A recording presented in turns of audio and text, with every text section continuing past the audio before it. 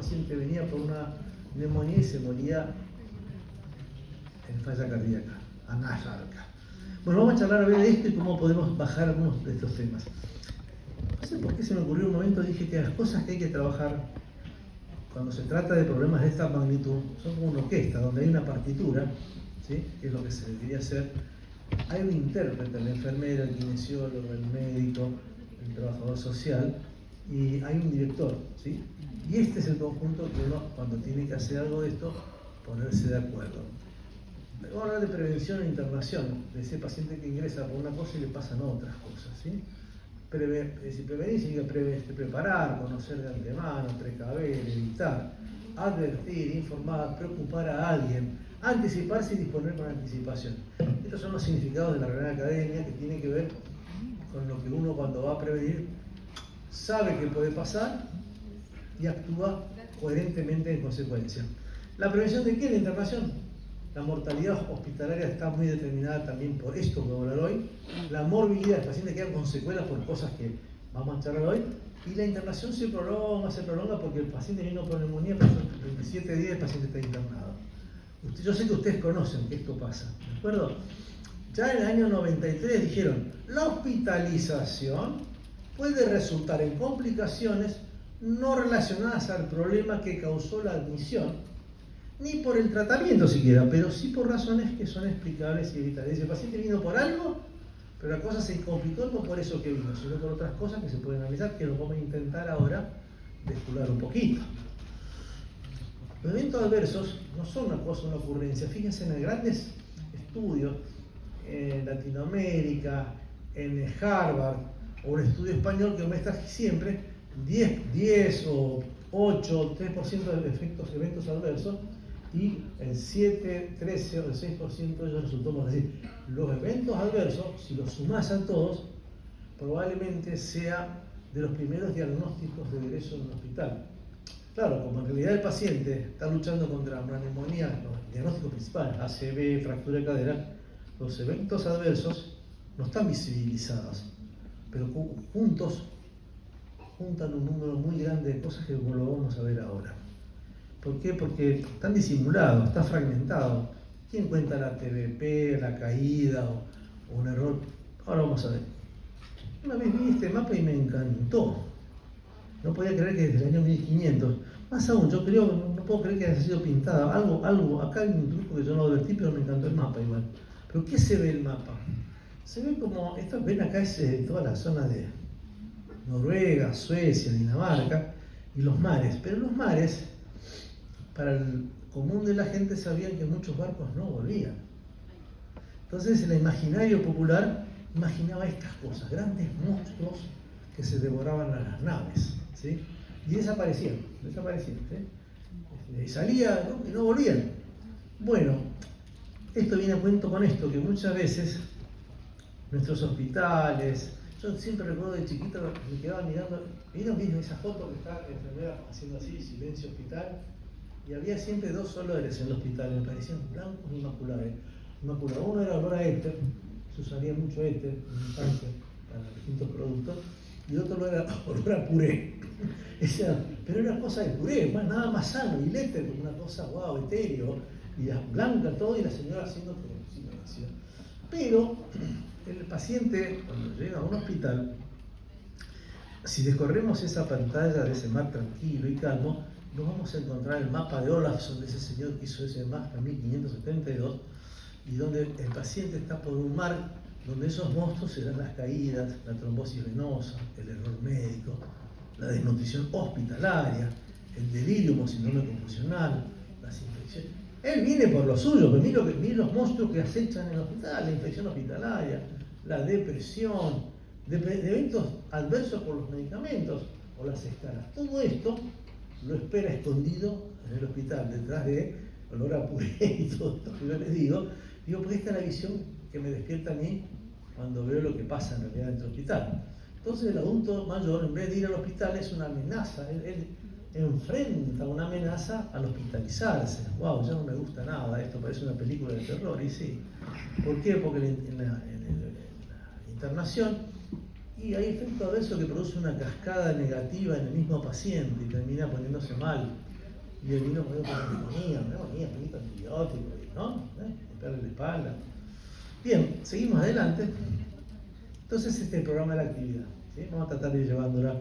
Volvemos entonces a la fragilidad del paciente. Ahora estamos hablando de fragilidad del paciente. Bueno, la fragilidad ya hemos hablado lo tan temido. De la fragilidad ya hemos hablado de esto, este es el escenario perfecto y el paciente real viene así. Es decir, se interna, pero él está, mirame y no me toques en muchas cosas, dame el antibiótico, pero ojo que cualquier cosa yo me caigo. Y claro, ya me estoy imaginando esto de esta forma, ya no son el dominó, es esto, donde la noxa es la bocha esta del bowling, ¿no? Y la noxa puede ser una polifarmacia, intoxicación, puede ser una neumonía, la noxa, eso que puede ser una caída, puede ser una ACV, puede ser una cirugía que al hombre lo lleva y está escondida dentro de esta bocha. Esta bocha, que podrá ser una neumonía, están los palitos parados. Está muy sano este señor, ¿sí? Pero viene la neumonía, se está acercando la neumonía, ya sé que todos adivinan lo que va a pasar, ¿no es cierto? ¿Adivinaron ya? Bueno, entra al hospital, ¡fra! Pasó esto. Como el señor es frágil, él vino por una simple neumonía, pero él tiene sus comórbidas, tiene su fragilidad y termina siendo insuficiencia renal. Una neumonía se le fue para allá, o hizo una deshidratación y insuficiencia renal, o le pasó que se descompensó la diabetes, o le pasó que se fibriló, hizo insuficiencia cardíaca, o le pasó que se fue deprimiendo, no quería ni comer, o se fue desnutriendo dentro porque no quería comer y estaba con esta afección febril, o empezó a postrarse, se empezó a escarar, ¿sí? Dejó de estar autoválido, ¿sí? Y finalmente falleció. Él vino por una neumonía, pero mire la fragilidad, cómo se expresó, ¿sí? En el embate de esta bocha, la noxa, que lo lleva a este desastre, que no es la neumonía incontrolable, ¿sí? No es la neumonía incontrolable. Es un paciente que esta neumonía le produjo este desbarajuste a unas cosas que podríamos haber advertido y actuado de alguna otra forma. Ajá, muy bien. No me acuerdo qué pregunté yo ahí, pero dije, bueno, ¿qué se puede hacer? Y lo que nosotros tenemos que hacer básicamente es clínica, la alerta clínica. ¿Qué es la alerta clínica? Bueno, chequear, digamos, que aparte de la neumonía tiene otras cosas el paciente y esto termina, claro, parecen los chicos que andamos cargando los platitos y que no se nos caigan los platitos, no se le caigan los riñones, no se le caiga ¿no? Básicamente es eso, que es mantener el equilibrio como un equipo de salud tiene que trabajar coordinadamente. Entonces, ahí tenemos reciente con los platitos chinos manteniendo el equilibrio. Vamos a las claves. La clave principal es historia clínica completa y minuciosa, donde todos los detalles tienen una importancia, análisis jerarquizado de los problemas actuales y los históricos, no perder de vista que el paciente ya tuvo, hizo una fibrilación una vez, que tuvo una trombosis venosa en la pierna, etcétera, etcétera. Y planes de acción centrados en el problema, pero también en las amenazas clínicas. Entonces nos da algo así, para cada uno de los diagnósticos un plan de acción. Será la alerta de control más asiduo de la urea creatinina, será un control más asiduo de la gasometría, será un control más asiduo de la glucosa, la función renal, etc. ¿Sí? La única forma principal es meramente clínica. Vamos a ver, ya dejamos esto que lo que el paciente trae frágil y que se le puede romper a él. Pero ahora vamos al peligro de la hospitalización, que es la vulnerabilidad. Es decir, entendiendo que esa copa puesta en entrar al hospital es como en una tarima esta. Entonces, vamos a ver entonces qué pasa con la edad y las cosas que le pueden pasar en la hospitalización. Por ejemplo, riesgo de internación. Fíjense nuevamente con la edad, cómo las úlceras de cúbito que se producen en la internación aumentan brutalmente conforme la gente es mayor, ¿sí? Fíjense ustedes como el delirium, ¿sí? La síndrome confusional, cuando la gente es mayor, la prevalencia crece notablemente. Fíjense ustedes como la enfermedad tromboembólica, trombosis venosa profunda y tromboembolismo, cuando aumenta la edad, los riesgos aumentan notablemente. Y si hablamos de los fármacos y las reacciones adversas también, fíjense que la polifarmacia domina a la gente mayor y la posibilidad de generar complicaciones por los fármacos aumenta mucho con la edad, ¿sí? Y fíjense en las caídas de 50 años para arriba, ya las caídas se ponen muy frecuentes y son la causa de la caída, ¿sí? Dentro del hospital estamos hablando, no la caída en la casa. En el hospital, un tipo de 30, 40 años también es muy raro que le vaya, fíjense, el número de casos son insignificantes, pero cuando el paciente pasó los 50 y los 60 años, pasó los 85, fíjense que se chupan entre ellos casi todas las caídas. Entonces, este es el escenario del campo minado del hospital. ¿Por qué? Porque si no hubo adecuado tratamiento preventivo, si no hubo cuidados para que el paciente no haga el delirium, si no hubo revisión adecuada de los medicamentos, si no se hizo el heparinoprofilaxis y si no tomaron las medidas de protección para que no se caiga, pasa esto. Entonces, ¿qué pasa? ¿Cuánto pasa? Y fíjense ustedes, se describen de 10 a 60%, según el tipo de institución, de prevalencia de trombosis. En lugar donde hace todo ortopedia, seguramente sacan los números mayores. Las caídas del 2 al 12% siempre son registradas, porque pasan y nadie registra nada. Las infecciones 9% en los hospitales, las salas clínicas y 24% en las terapias. Las desnutrición del 18 al 80% de los pacientes, después en muchas descripciones, cuando se los mide al ingreso y al egreso, se han desnutrido en la internación. El delirium, según las condiciones, 5 al 35% y finalmente efectos adversos. Lío con los medicamentos casi del 20 al casi 40%. Wow, cuando sumamos todo esto, decimos que esto es algo que pasa muy frecuente, pero la palabra es inadvertido o desapercibidamente, no sé. Pero en las cuentas no figuran estas cosas. Entonces, ¿cómo se da la cuestión?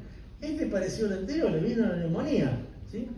Pero ahora vamos a hablar de la eventos adversos. Ya no es que la insuficiencia. Este paciente, uno hizo la infección hospitalaria, se la contrajo en el hospital, el virus, como dicen, se agarró un virus hospitalario, el error médico, la trombosis, le agarró una reacción adversa por los fármacos, hizo un delirio, hizo caídas, hizo escalas, hubo un déficit social y el paciente murió. No por la neumonía, ni siquiera porque tenga falla renal previa o diabético. Se murió por cosas que se aplicaron dentro de la internación. Entonces vamos ahora a las estrategias preventivas. Esto es lento porque tiene muchas cosas, pero me gusta mucho porque es abarcativo de todo. Vamos a ver cómo hacemos para que esto no pase acá y haya una protección para que no pase esto que estamos viendo acá adentro. Entonces, bueno, les confieso que hemos imaginado e inventado algo nuevo. Esa es una especie de barrera a la entrada del hospital, ¿sí? Y hemos impuesto a un médico, ¿sí?, parado ahí. ¿Sí? Y hay una nueva especialidad, les aviso. Bueno, un día va a ver y me va a decir, yo la vi por primera vez allá. El preventólogo. En realidad son la gente que se dedica a seguridad hospitalaria. El preventólogo, sí. ¿Cómo es el asunto? A mí me gusta mucho, pero si presten atención, que no me voy a apurar. El preventólogo tiene que evaluar y detectar riesgo apenas llega el paciente, ¿sí? Porque no es raro que a la mañana siguiente el paciente me acuerdo de uno que empezó este tema para mí. Paciente de alergia a penicilina, le pega un ceftriaxonazo y hace edema de glotis y pasa a terapia. Pero la información estaba, nadie la recogió, de importancia. Esa persona detecta riesgo y tiene que activar. Que se activan programas preventivos para caída, para cada una de estas cuestiones puede haber un programa preventivo. ¿Por qué? Porque ese paciente, si no se toma, tiene chances de que algo de todo esto le pase. Entonces, ¿cómo es el asunto? Bueno, hemos inventado un checklist, ¿cómo es? Lista de cotejo, ¿sí? ¿Tiene otro nombre? Lista de eso, verificación. Entonces, en realidad, este señor va a ganar mucha plata, el preventólogo, muchísima plata, después de la inspección donde consigue ese trabajo. Y hacemos, en este caso, hemos hecho acá una lista de cotejo de una oncena, ¿cómo se dice? ¿Oncena? No, se llama en parte. Una decena, una docena. ¿Cómo se dirá una no sé, tarea para ¿viste cómo dice? Una oncena, está muy buena para oncena. La oncena esta empieza por alertas clínicas, ¿sí? Durante muchos años los clínicos envidiaban a los terapistas que hacían el apache. Llegaba el paciente a terapia y le hacía el apache, le sumaba la urea, la creatinina, la frecuencia respiratoria, la temperatura, el leucocito y sacaba una ecuación que decía este es alto riesgo, mediano riesgo. Y los clínicos digo, ¿qué miércoles podemos hacer para poder vaticinar que un paciente es de alto riesgo? Entonces, la idea fue apareciendo algo que se unieron los criterios de severidad que permiten calificar severidad, a dónde hay que meterlo y qué intensidad de cuidados tiene que tener. Esto se llamó, después les digo cómo, pero básicamente este es un concepto también personal. Que digo, el estado de salud muchas veces funciona como una caída del estado de salud, ¿sí? Y el tiempo, ¿sí? El paciente se empieza a deteriorar y en un momento se deteriora rápidamente, ¿sí? Todas las enfermedades más o menos se ve así. Pero lo podemos detectar al paciente en ese punto, o lo podemos detectar ahí, o lo podemos detectar ahí, o lo podemos detectar ahí. Debe haber mucha diferencia en detectarlo a tiempo, ¿no es cierto que sí? A ver, así con la cabeza, así. Muy bien, así no están conmigo. Muy bien, así con la cabeza. Muy malos que son. Y entonces, en cada punto de esto, podemos decir que no es lo mismo actuar en cada momento evolutivo, ¿sí? Entonces, en este punto, este era el lugar donde arranqué con esto, las alertas tempranas. Las alertas tempranas nacieron los National Early Warning, se llama News. Una primera versión y ahora un News 2, que son sistemas de alertas y acciones regladas. ¿Qué es esto? ¿Lo conocen? Bien, de esto vamos a hablar en 2 minutos. Con todos estos recursos sofisticados de cortar la frecuencia respiratoria, la saturación, la temperatura, presión arterial, frecuencia cardíaca y nivel de conciencia, estratificados en distintos niveles, se logró hacer una escala donde se vieron, digamos, cuanto más puntos sumaban y todas estas cuestiones, qué les iba pasando a una cohorte grande de pacientes, llevando a que determinados números predecían muy fuertemente que le iba a ir mal o que iba a ir a terapia, y así. Entonces, salían estas escalas, que no los confundo, pero acá están los puntajes cuando se van sumando. Entonces, decir frecuencia respiratoria menos de 8, y claro, 3 puntos, está muriendo, o más de 25 frecuencias, re jodido. Así se armó esta escala con los datos que se extrajeron de esa corte, y entonces se llegó entonces a establecer esto que después se llama News 2, que dice, hay un score de News, ahí está, se suman los puntos, 0 a 4, score rojos cuando si ustedes miran atrás, hay scores rojos, estos scores son los scores rojos, es decir, críticos. Entonces dice acá, si hay un score rojo ya, ojalá, son puntos. Esto se hace ahora con un celular, no hace falta ponerse ese numerito, ¿de acuerdo? Y los riesgos, según como den los números, puede ser bajo, mediano, medio o alto. Y acá aparece luego qué es lo que hay que hacer. Hasta cierto punto llamar a la guardia para que lo vean. Pero si tiene este punto, tienes una guardia de urgencia, no la guardia de piso, sino alguien que pueda hacer emergencia. Y el paciente ya suma más puntos y es umbral de respuesta por emergencia. Entonces, es decir, la gente de emergencia tiene que ver a ver y decir, si se queda acá, pasa terapia y hay que meter el monitor, o sea. Y finalmente, en la época del COVID, que un marido de una colega contrae el COVID, me encantó porque esto estaba tratando de decir lugares que establecimos en un lugar, pero vi otro lugar donde el paciente, por el relato, no estaba bien, entonces me dijeron, no, sí, pero pasó a un News 2, a un News 5 y lo pasamos a terapia. Así funciona esto, ¿sí? ¿Por qué? Porque además de esto, te va a decir también con qué frecuencia hay que controlarlo, qué equipo lo tiene que atender, pero unificamos el idioma. Donde la enfermera lo dice, el paciente lo veo mal o está medio descompuesto o descompensado. Dice, tiene luz. ¿Por qué? Porque esto es enfermería. Cuando la primera vez di la charla en un congreso de SATI, las enfermeras fueron las primeras en reaccionar, porque es un tema de ellas. El de la guardia está discutiendo con el de terapia, pero hay un acuerdo que si el paciente tiene un news más de 6 pasa a terapia. Se acabó la discusión. Estamos hablando ya de datos sencillos y objetivos. No, me parece ético, no. Tiene estos números, los riesgos son estos. En una guardia, en la puerta, tener esto con claridad ordena mucho. Bien, alergias. Las alergias, ¿sí?, son una corte enorme, la mayoría son cutáneas, sistémicas y severas, ¿sí?, y no son raras. Pero también tener en cuenta la anafilaxia, el shock anafiláctico, que si bien es infrecuente, cuando vos te toca, te querés morir. Y los viejitos tienen muchos polifarmacias, muchos medicamentos, tienen muchas comorbilidades y tienen muchos riesgos que a los cuales vas a meter una adrenalina y este hombre mayor no es muy bueno para la adrenalina. Entonces a veces lo que hay que hacer, las alergias frecuentes, es tenerlas registradas, o registradas así en la pulsera, alergia a la penicilina, alergia al látex, ¿sí?, está registrada y respetarla. Vamos a los riesgos de caídas. Los riesgos de caídas, digamos, 2 al 10% de los pacientes, 2 a 10 son números que se registran, ¿sí? La mayoría no son registradas ni vistas. Entonces, básicamente, todo esto es caída. Se lo encontró en el piso, se resbaló, la rueda que cae de la cama, rueda, cae en cualquier sitio, en dispositivo de tomógrafo, tropieza o patina, notifica, y hay que notificarla y registrarla. Ahí vamos a tener idea de 2 cosas. De cuántas caídas hay, pero dónde son, porque generalmente las caídas tienen un marco ambiental, ¿sí?, en el baño, en la ducha, al lado del inodoro o el cocazo contra el lavabo. O en la bajada de la cama, que muchas camas en la actualidad son muy altas. Entonces el paciente para bajar tiene que pegar un salto y terminar en el piso. Por eso, lo que se ven en esto son análisis ambientales y del paciente.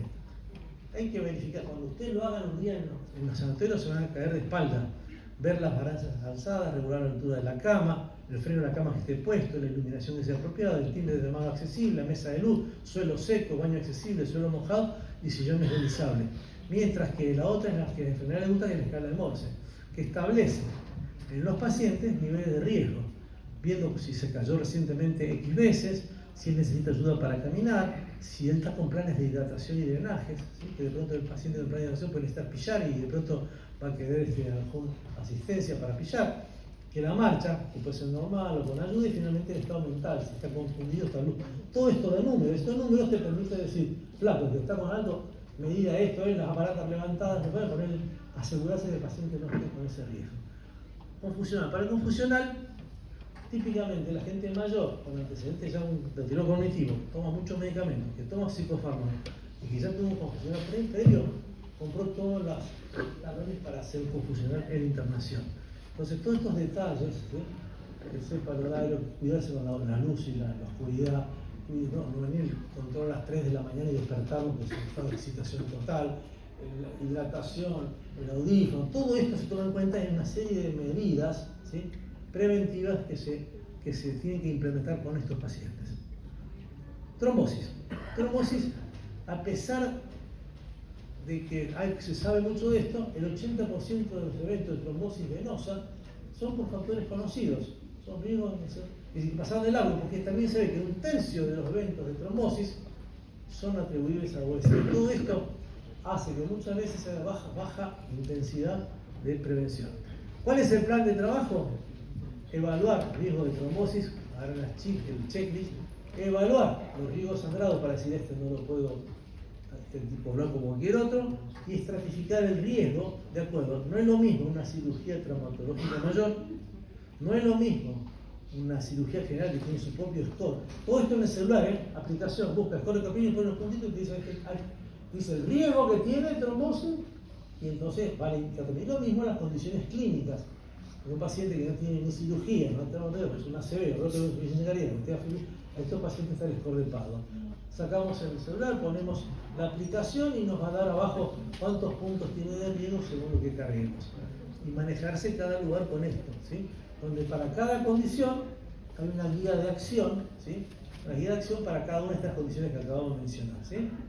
De acuerdo, utilizando a veces compresores neumáticos, etcétera, etcétera. Vamos al riesgo social. El riesgo social dice que hay altos riesgos y bajos riesgos. Y un señor que está con su familia tiene menos riesgos sociales en la internación. El paciente está con su señora que es mayor, aunque no está cognitivamente, aumenta el riesgo. Si el tipo viene solo, ese paciente de la soledad es un riesgo grande para la internación. Y si viene un geriátrico, en el geriátrico son especialistas en sobrevivir a estos pacientes. Pero en la internación lo que él tiene geriátrico no lo va a tener. Altísimo riesgo. Organizar tempranamente la asistencia personal, consultar al trabajo social y asistencia social. Por todo lo que habíamos dicho antes, ¿de acuerdo? Estamos identificar desde el ingreso, actuar sin demora e integrar equipos con trabajo social. Hay un diagnóstico de lo que va a necesitar que hay que hacerlo el primer día. No puede ser al tercer día que te la familia, que no voy a comer, está mal y la comida no se la está dejando, ¿de acuerdo? Hay otras, además la que vimos más temprano, la otra, la famosa escala de Quijón, también que toma aspectos que son aislamientos. El aislamiento también es un tema. Meningitis, transmisible como tuberculosis, neutropenia febril, todas estas cosas son causas que hay que decidir si el paciente está aislado, inmunosuprimido, bichos raros de riesgo, si los KPC, SAMR, los clostridioides. Esto fue de la época del COVID, pero básicamente tenemos las precauciones estándar. Esto no lo tienen que memorizarlo, estoy mostrándoles el escenario, es decir, o va para acá, o va para allá, o va para allá. Precauciones estándar, precauciones por contacto, precauciones por gota o de la vía aérea. Entonces aparecen las de contacto, SAMR y Clostridio difficile. No me voy a detener en esto, quiero simplemente mostrar el gran mapa, ¿sí? Las precauciones con gotas, que era para la época de influencia, de COVID. Las primeras necesitan guantes, batas. Las segundas ya necesitan mascarillas quirúrgicas, ¿sí? Mascarillas durante los traslados. Y la tercera, en la vía aérea, por tuberculosis, sarampión, hace falta una habitación ideal, no existe en ningún lugar. habitación con presión negativa, máscaras N95. Y hay situaciones especiales a tener en cuenta en los aislamientos, que son los bichos multiresistentes, los escenarios cuando hay un brote, como hemos tenido, y los pacientes inmunodeprimidos que tienen que tener aislamiento especial. A él tiene que tener. Y finalmente, los motivos psiquiátricos, que siempre es un lío, ¿dónde ponerlo? Entonces siempre tener en cuenta que la ventana esté clausurada, que no esté en un piso alto, que tenga la posibilidad de controlarla, ¿sí? Vamos. Ahí está. Nutricional. Estos son todos los trabajos que hablan del trastorno nutricional durante la internación. Fíjense que... ¿Qué pasa con esta movilidad?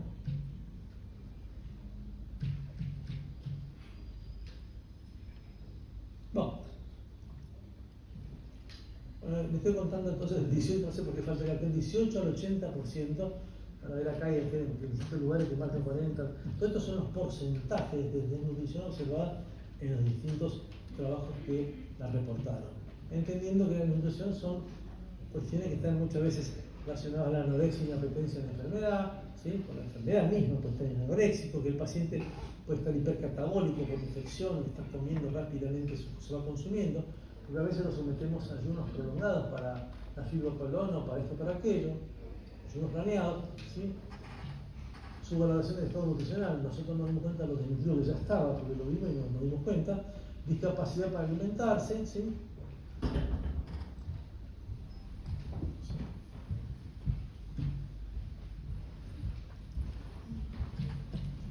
Asistencia alimentaria insuficiente y falta de monitoreo de la alimentación. Es como si todo esto lleva a la desnutrición y finalmente lo que digamos sugiere y algo que no se hace es monitorear la alimentación, donde cada ración debe haber un registro si comió todo en la mitad, un cuarto, para poder explicar lo que va a pasar, sabiendo que en ese pedacito que falta no es aún un familiar que lo ayudó. ¿De acuerdo? Finalmente, riesgo de escala. Esto vamos a decir rápidamente.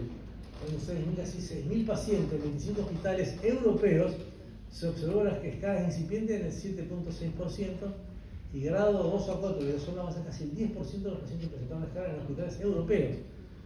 Lo más curioso dice, solo el 9% de los pacientes que necesitan prevención recibieron atención preventiva totalmente adecuada.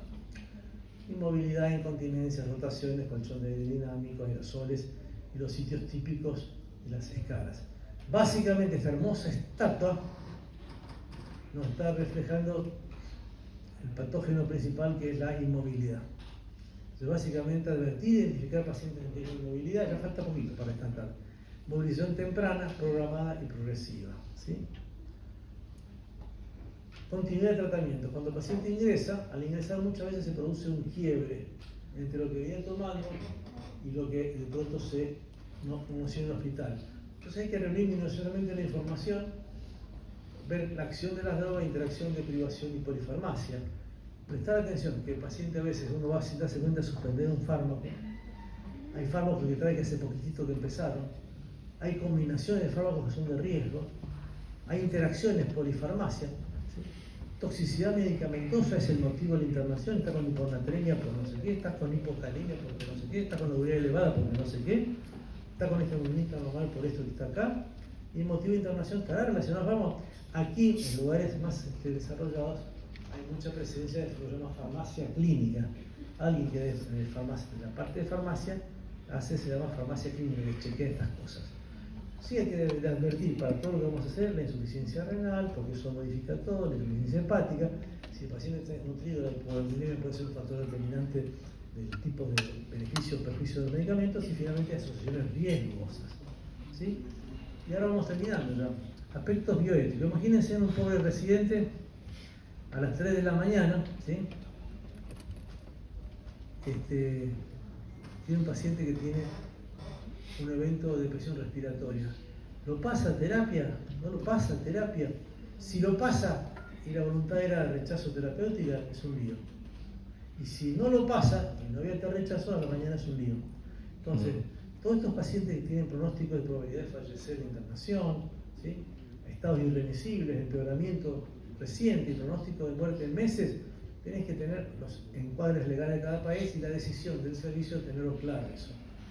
Finalmente, entonces, ya para terminar, en lo estratégico, la pregunta que aparece, ¿qué se hace? ¿Se instruye a todos? ¿Cómo se hace actuar esto? ¿Se instruye que cada médico sepa esto y lo haga a la evaluación? ¿Se arma un team de gente de todas las especialidades y que a la mañana pase y evalúa a todos los pacientes con preventólogos? Tiene que haber a lo mejor en la computadora toda una de estas solapas de cada una de estas evaluaciones. Cada lugar tiene que tener su checklist, ¿sí?